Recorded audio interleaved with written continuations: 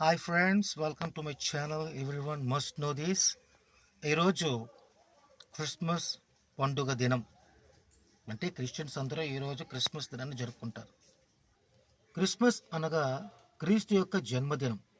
అయితే ఈ క్రిస్మస్ని డిసెంబర్ 25వ తారీఖుని ఎందుకు జరుపుకుంటారన్నది మరి కాలక్రమం అలాగా వస్తూ ఉన్నది కనుక జరుపుకుంటున్నారు. కానీ హితపిత్తంగా కరెక్ట్గా అయితే స్పష్టంగా మనము చెప్పలేం. ఎందుకంటే క్రీస్తు పుట్టే టైంకి మనం అక్కడ లేం. కానీ క్రిస్మస్ అందు మనం జరుపుకోవాలి. ఈ ఒక్కరోజే కాదు, ప్రతిరోజు క్రిస్మస్ని మనం జరుపుకోవాలి. అంటే క్రీస్తు యొక్క జననాన్ని పురస్కరించుకొని మనం ఈ యొక్క క్రిస్మస్ని జరుపుకోవాలి.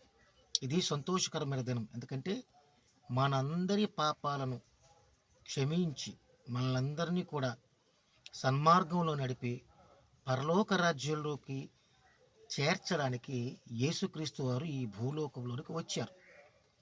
భూమి లోపల అంటే భూమిపై సాతాను అనేవాడు ఉన్నాడు.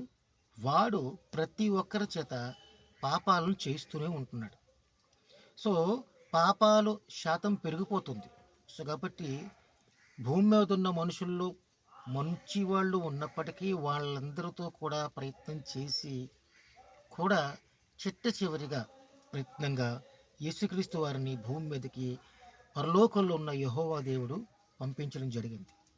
సో ఆయన వచ్చింది మన పాపములన్నిటిని రక్షించి ఆయన రెండవ రాకల్లో, క్రీస్తు యొక్క రెండవ రాకల్లో మనల్నందరినీ అంటే క్రైస్తవులనందరినీ కూడా పరలోక రాజ్యంలోనికి తీసుకెళ్లే అవకాశం మనకి క్రీస్తు ద్వారా యెహోవా దేవుడు మనకు అందించాడు. అయితే మనం మరణించే లోపు ప్రతి క్రైస్తవుడు చేయవలసిన అనేకమైన పనులు ఉన్నాయి.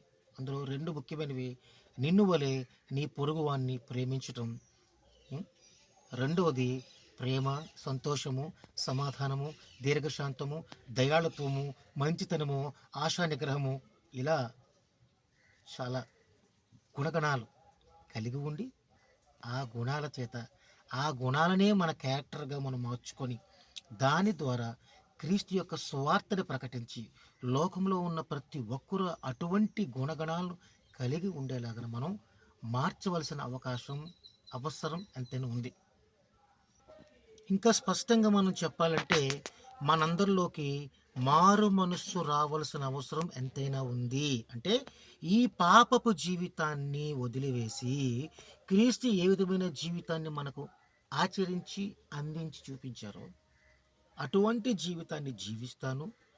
తదనుగుణంగా క్రీస్తు రాకడ సమయంలో నమ్మకమైన దాసునిగా మారి పరలోక రాజ్యంలోకి వెళతాను అని చెప్పి మనం ప్రతిరపోనాలి. ఇది మారు మనసు. మనం మరణంతో కాదు, అందరినీ మార్చే ప్రయత్నం చేయాలి. సో భూలోకంలో ఉండే ఫలాల కోసం మనం ఆశించకుండా పరలోకం నుంచి దేవుడు మనకిచ్చే ఫలాల కోసం మనం ఆలోచించాలి. అంతే తప్పించి భూమి మీద ఉన్న మనుషుల యొక్క మెప్పు గురించి కాదు. నువ్వేం చేస్తున్నావు అంది రహస్యం ముందు కూడా దేవుడు చూస్తాడు. సో కాబట్టి మనమందరం ఈ క్రిస్మస్ దినాన్న స్పష్టంగా మన మనస్సుల్లో అనుకోవాల్సింది, ప్రతి క్రైస్తవుడితో పాటు ప్రతి మనిషి కూడా అనుకోవాలి, మారు మనసు పొందడం. పాపం పెరిగిపోతుంది ప్రస్తుతం ఉన్న రోజుల్లో.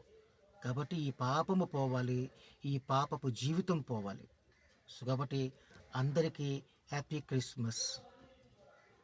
మీ అందరిలో కూడా మారు మనసు వస్తుందని ఆశిస్తూ thank you for watching my video.